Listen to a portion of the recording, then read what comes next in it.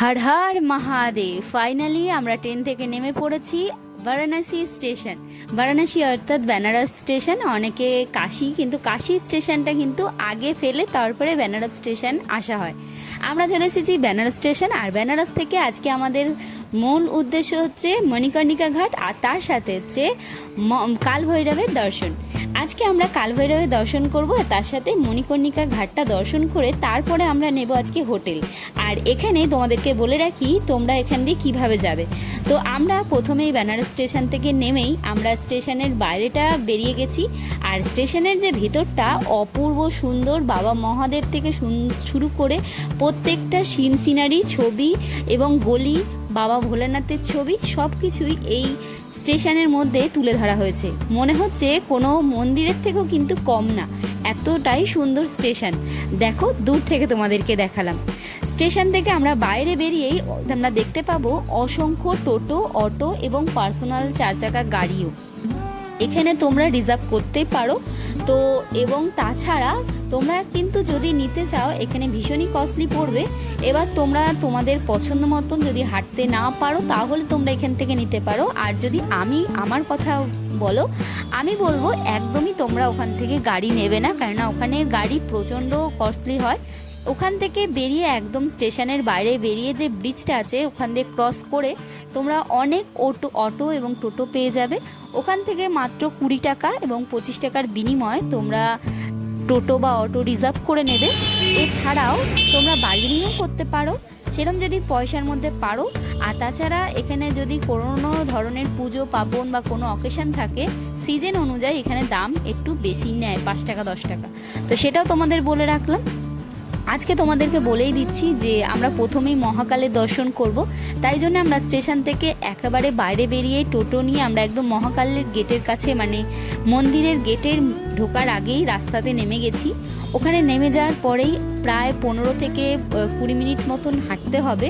তো ওখানে তোমরা রিক্সাও করে নিতে পারো, কেননা এর ভিতরে অটো বা টোটো কোনোটাই ঢোকে না, ভোরবেলা যা ঢোকে, কেননা এর ভেতরে প্রচণ্ড ভিড় হয়। আর প্রচণ্ড নর্মাল মানুষ যারা এখানকার এলাকার মানুষ তারা থাকে, এবং তাছাড়াও যারা পুজো আচ্ছা দিতে আসে তারাও থাকে, তাই প্রচুর ভিড় হয়।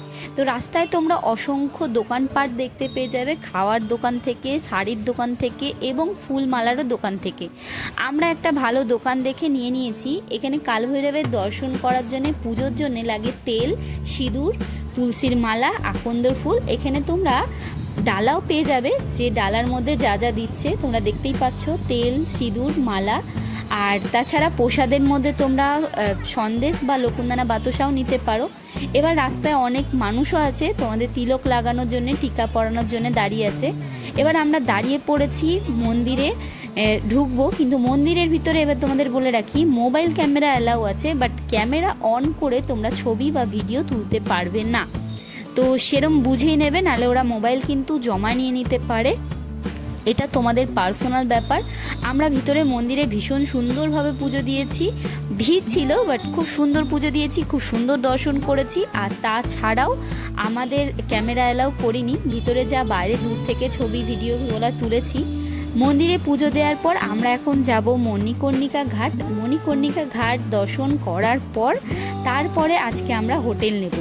এখানে গলিগুলো সরু সরু হওয়ার কারণে গাড়ি ঘোড়া, পার্সোনাল যাদের নিজস্ব বাইক আছে বা সাইকেল আছে তারাই কিন্তু এখানে বেশিরভাগ দেখা যায়। এছাড়া কিন্তু সেরকম টোটো বা অটো এই গলিতে তোমরা দেখতে পাবে না। আর বেনারসে এসেছি, বেনারস আসা মানে যে বেনারসের সব থেকে ফেমাস হচ্ছে লস্যি, দই লস্যি, আর এটা খাবো না তা কখনো হয়। তাই আমরা প্রথমেই কাল ভৈরবের দর্শন করার পরে আমরা চলে এসেছি একটা সুন্দর দোকান দেখে, যেখানে আমরা লস্যি খাবো। তো নিয়েছি আমাদের প্রত্যেকের জন্য লস্যি। আর লস্যিটার স্বাদটা সত্যি অপূর্ব সুন্দর, দেখতেই পাচ্ছ ওপর দিয়ে সেই মাঠা টাইপের একটা দেয়া হচ্ছে, এই মাঠাটাই যেন একেবারে প্রেমে পড়ে যাওয়ার মতো। তো চলো বেনারসের যে এই ফেমাস লস্যি সেটাও আমরা টেস্ট করে নিই। আজকে ইচ্ছা আছে একটু পান খাওয়ার, তো বেনারসে এসেছি, বেনারসের পার খাবো না সেটা তো হতেই পারে না। তো চলো দেখা যাক কতটা কি ভিডিও করতে পারি, কেননা ভীষণভাবে ক্লান্ত কাল রাত্রির থেকে। আর তাছাড়া মনের মধ্যে একটা কষ্ট আছে যে যাই জিনিস চুরি হোক না কেন নিজেরই তো ছিল, তো তাই একটু মনে খারাপও লাগছে। বাট মহাদেবের নাম করে পথ চলা এগিয়ে চলছি। আর এই যে সেই বেনারসের ফেমাস লস্যি। তো চলো খেয়ে এখন আমরা পথ চলা শুরু করব মণিকর্ণিকা ঘাটের উদ্দেশ্যে। তো চলো লস্যিটা খাওয়া যাক। আর সবাই নিয়ে নিয়েছে, এখানে আমরা সবাই মিলে খাচ্ছি, কেননা প্রচুর গরম, দেখতেই পাচ্ছ গরমটা কিরমভাবে পড়েছে।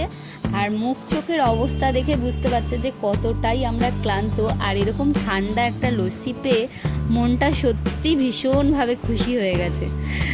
আর তো আমাদের এতগুলো লাগেজ ব্যাগ পত্র নিয়ে এতটা রাস্তা হাঁটাটাও কিন্তু অসম্ভব হয়ে যাচ্ছে, কারণ আমরা ভেবেছিলাম কিন্তু এই গরমটা আমাদের ভীষণভাবে কষ্ট দিচ্ছে। এখনো পর্যন্ত আমরা হোটেল নিই, সব থেকে বড় কথা আমরা ভেবেছিলাম স্টেশনে নেমে আগে হোটেল নেব।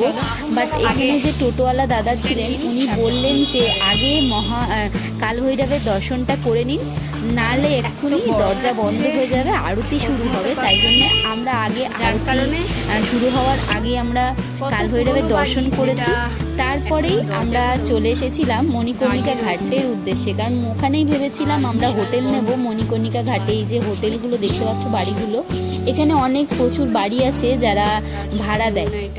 আর এই গেটটা দেখে দাঁড়িয়ে পড়লাম, কেননা কত বছরের পুরনো এই দরজা, সেই দরজাটা দেখে বুঝতে পারছি। আর চারিদিকে রাস্তাটা সুন্দর করে একদম আলপনার মতন সাজানো, আর গলিগুলো কতটা সরু সরু তোমাদেরকে দেখাচ্ছি। দেখো বেশ ভালো লাগছে রাস্তা হেঁটে, বাট রোদ্দুরের জন্য হাঁটতে ভীষণ কষ্ট হচ্ছে। তাছাড়া পিঠের মধ্যে একটা বিশাল ভারী ব্যাগ। তো চলো এখন আমরা চলেছি মণিকর্ণিকা ঘাটের উদ্দেশ্যে। আর চোখগুলো দেখতে পাচ্ছ পুরো শুকিয়ে গেছে। আর তোমাদেরকে একটা সব থেকে জরুরি কথা তোমাদের সাথে শেয়ার করা হোক, মণিকর্ণিকা ঘাট কিন্তু আগস্ট মাসে আসলে মণিকর্ণিকা ঘাট তোমরা দেখতেই পারবে না, কারণ হচ্ছে জলে একদম থই হয়ে যায়। আগস্ট আর সেপ্টেম্বর মাসটা পুরো জল একদম চলে আসে। অনেকে আবার যারা দাহ করতে আসে তারা নৌকা করে তাদেরকে দাহ করতে হয়, নিয়ে যেতে হয়। তো অনেকে আছে, আবার ওপরেও জায়গা রয়েছে, মণিকর্ণিকা ঘাটের ওপর দিকেও জায়গা আছে যেখানে পোড়ানো হয়। এছাড়া যখন আসবে একটু সাবধানেই আসবে, কারণ বর্ষাকালটা একটু অ্যাভয়েড করাটাই উচিত, কারণ এখানে নৌকা বিহারটাও তখন সেরকমভাবে হয় না মনে হয়। তো যাই হোক, তোমরা আসলে যদি আসো, ইচ্ছা থাকে তো ওখানে কথা বলে নেবে। আমরা এসেছি এই গরমে, আর গরমে হয়তো আমাদের আশাটা জানি না কতটা সাকসেস হয়েছে, বাস কষ্ট হলেও খুব সুন্দর করে কিন্তু আমরা দর্শন করেছি কালভৈরবে। তো মণিকর্ণিকা এখন ঘাটে যাব, ওখানে দর্শন করব। দর্শন করার পর আমরা একটা হোটেল নিয়ে রেস্ট নিয়ে আমরা কিছুক্ষণ খেয়ে দিয়ে রেস্ট নেওয়ার পর আমরা বেরিয়ে পড়ব গঙ্গা আরতির দর্শনে। তো চলো, আমরা এসে গেছি মণিকর্ণিকার ঘাটের একদম কাছে। এই যে তোমরা দেখতে পাচ্ছ, এটার অপোজিটে ওই কোণাতেই রয়েছে মণিকর্ণিকা একদম গঙ্গা ঘাটটা। তো সবার পিঠে বড় বড় ব্যাগ, আর আমরা চলে এসেছি একদম মণিকর্ণিকার ঘাটের একদম কাছে। এই যে হলুদ প্লাস্টিকটা তোমরা দেখতে পাচ্ছ, তার আগে থেকেই জল জমে এই রাস্তায় একেবারে উবুচুবু হয়ে থাকে। আর এই মণিকর্ণিকার ঘাটে অসংখ্য কাঠ তোমরা দেখতে পাবে, যা এখানে দাহ করার সময় এই কাঠগুলোই দরকার পড়ে। আর এইখানে পুরো সম্পূর্ণ আগস্ট সেপ্টেম্বর মাসে পুরো জলে থই থই করে। তো তোমরা যদি আসতে চাও, আশা করি এই বর্ষাকালটা একটু করেই আসবে, কারণ এখানে আসলে সেরমভাবে ঘাট এবং তাছাড়া নৌকা বিহারটাও করতে তোমরা পারবে না। তো এখানে অসংখ্য গাড়ি, যারা পার্সোনাল গাড়ি, যাদের বাড়ির গাড়ি, তারা নিয়ে এসেছে এখানে। এনে অনেকে চান টান করে, এবং যারা দাহ করতে আসে তারাও গাড়ি টাড়ি নিয়ে আসে। এছাড়া তো এখানে 4 চাকা ঢোকে না, তাই জন্যে সবাই কাঁধে করেই নিয়ে আসা হয় দাহ করার জন্যে। তো এখানে আসলাম, প্রণাম করলাম। আর তাছাড়া গঙ্গার হাওয়াটা লাগার পর শরীরটা সত্যিই সম্পূর্ণ মনে হচ্ছে ঠান্ডা এসে গেল। মনেই হচ্ছে না এতটা রাস্তা এসেছি আমরা।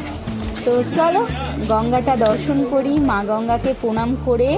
এখানে অনেকগুলো ছোট ছোট অনেক জিনিসপত্র আছে, রুদ্রাক্ষের মালা থেকে শুরু করে অনেক কিছু পাওয়া যায় এখানে। পুজো একটা মন্দির আছে, যেই যে এখানে একটা কুয়ো টাইপের আছে, এটাকে কি বলে আমার অবশ্য জানা নেই, তোমরা যদি জেনে থাকো অবশ্যই জানিও। তো আমরা এখানে অনেকে আছে নেমে তারা চান করছে। তো আমার জানা ছিল না, পরে জানতে পেরেছি যে এখানে চান করলে নাকি খুব ভালো, তো অনেকেই চান করছিল। আচ্ছা, এটা মণিকর্ণিকা কুণ্ড আছে, মানে এখানে সবাই চান টান করে নেমে, একদম অনেক নিচু আছে, সিঁড়ি আছে, বুঝো সিঁড়ি আছে, অনেক নিচু আছে।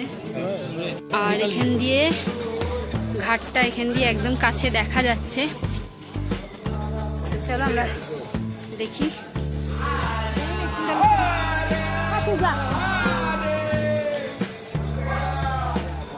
কই বরকা কই গেল?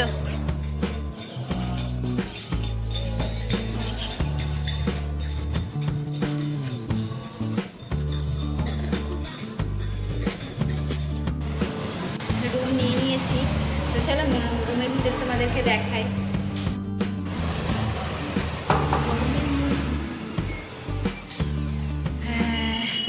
চলো, পাখা চলছে, এটা আমাদের বেড, এটা আমাদের আয়না। চলো আমরা রেডি হই, যাবো বাবার কাছে দর্শনে। এই দেখো গাছবাজারটা দাঁড়িয়ে আছে। চলো, ঘরটা ঠান্ডা ঠান্ডা হয়ে গেছে, চান টান করে নি, 16 ডিগ্রি। চান টান করে নি, ব্যাগপত্র গোছানো হবে, বের করা হবে।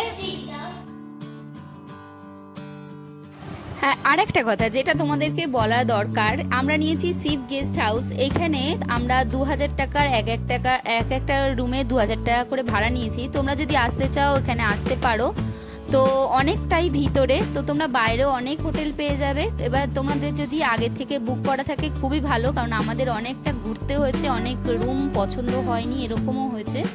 তো তোমাদের এই ছোট্ট একটা ভিডিও কেমন লাগলো কমেন্টে জানিও। ভালো লাগলে অবশ্যই লাইক কমেন্ট শেয়ার করে পাশে থাকার অনুরোধ রইল। আর ভিডিওটা ভালো লাগলে অবশ্যই হর হর মহাদেব বলে কমেন্টে জানিয়ে যেও।